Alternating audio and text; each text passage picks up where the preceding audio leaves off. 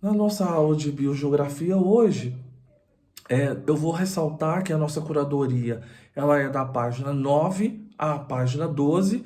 O texto já foi disponibilizado para vocês na aula passada, está no Moodle. Então, vocês vão fazer a leitura da página 9 até a página 12. Então, dando continuidade à temática biogeografia, eu vou ressaltar alguns pontos importantíssimos aqui.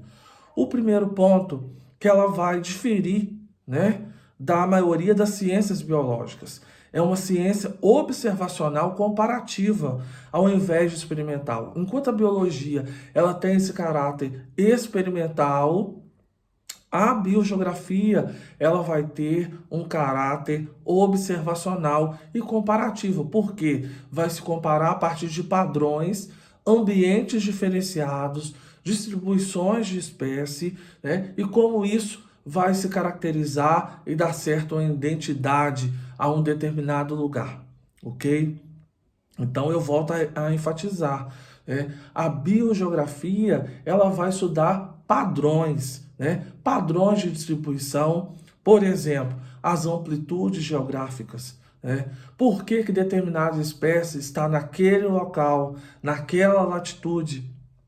Isso nós estudamos na aula de ecologia, quando nós vimos a relação entre os ecossistemas e o clima. Né? Por que que há uma relação específica? Por que que nós temos espécies frias nas partes mais elevadas e na linha do Equador, espécies que se adaptam mais ao clima quente, né? Então, essa relação entre latitude e distribuição, ela é específica. Também a questão do padrão genético também é um ponto que deve ser levado em consideração. Então, o que eu quero enfatizar? Que ela é dependente de dados coletados por muitos indivíduos que trabalham em grandes áreas por longos períodos. Então, vai-se alcançar esses dados e depois esses dados eles vão ser trabalhados, né, para que se entenda essa distribuição, né? Então, por isso a gente ressalta esse caráter observacional comparativo. Também é uma ciência de síntese, né? Por que que ela é uma ciência de síntese?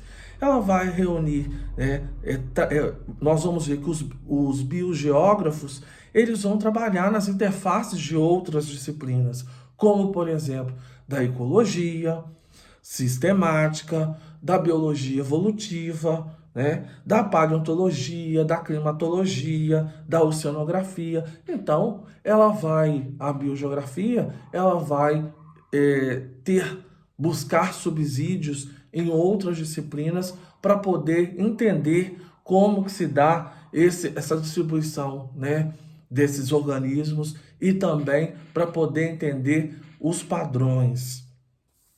Um outro ponto que eu quero enfatizar é que o texto aborda o que é necessário para se fazer biogeografia. Então, ele coloca que não precisa de grandes laboratórios, mas bibliotecas, museus e pesquisas originais, para que se possa fazer essa observação comparativa. Então, vai precisar desses instrumentais e não há necessidade de ter grandes laboratórios, como acontece na biologia.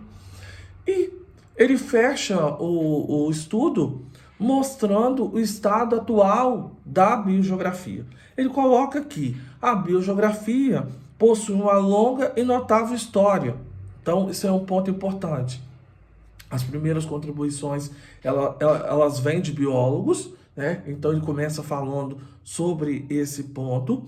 Depois ele coloca uma coisa importantíssima, que nas últimas 2 décadas emergiu como ciência amplamente respeitada e de identidade própria. Então a gente precisa enfatizar isso, que essas 2 últimas décadas proporcionaram um avanço e uma clareza para a biogeografia. Também que, após a década de 80, foram disponibilizados aulas e livros didáticos de biogeografia. Isso é um ponto também que deve ser levado em consideração. O avanço das ciências, principalmente a questão da geologia e paleontologia, principalmente a geologia, por causa da compreensão da fragmentação da Pangeia e como que isso implicou na distribuição dos organismos. Ele enfatiza um ponto importantíssimo também, a aplicação de novas tecnologias. O que isso proporcionou? Isso proporcionou a manipulação de dados, registros e a compreensão da distribuição dos organismos. E toda essa tecnologia possibilita o homem a discutir uma temática altamente recente, que são os impactos atual, né? Porque nós vamos observar que essa temática ela vai aparecer décadas anteriores, mas a questão de atualidade, né? Eu falo na questão de atualidade e não de ser recente o tema. Entender os impactos dos seres vivos na Terra, né? Então, o que a biogeografia vai fazer? Vai contribuir no sentido de se medir e prever mudanças nos organismos e ecossistemas. E como isso vai implicar nessa distribuição, né? Então, como os impactos ambientais têm implicado na distribuição dos organismos e dos ecossistemas. Então, é uma temática altamente relevante e de cunho global. E também nos ajudar a entender, né, o estado presente e discutir o futuro da Terra e de seus habitantes. Então, ela é altamente prática, né? A biogeografia, ela tem um cunho altamente prático e ela vai contribuir no sentido de entender como que a vida pode estar ameaçada e o que o homem pode fazer para impedir que essa vida venha extinguir. Então, é muito importante a gente poder entender o papel da biogeografia na atualidade.